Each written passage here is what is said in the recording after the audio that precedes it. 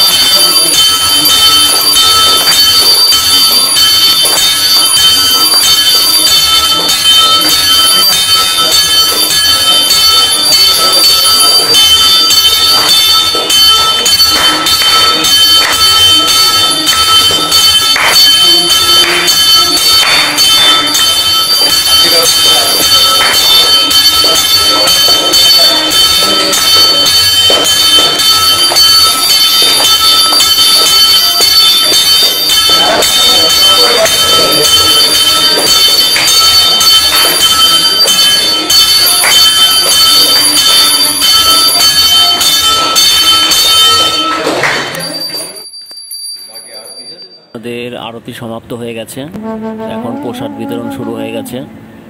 আর যিনি প্রসাদ দিচ্ছেন ইনি হলো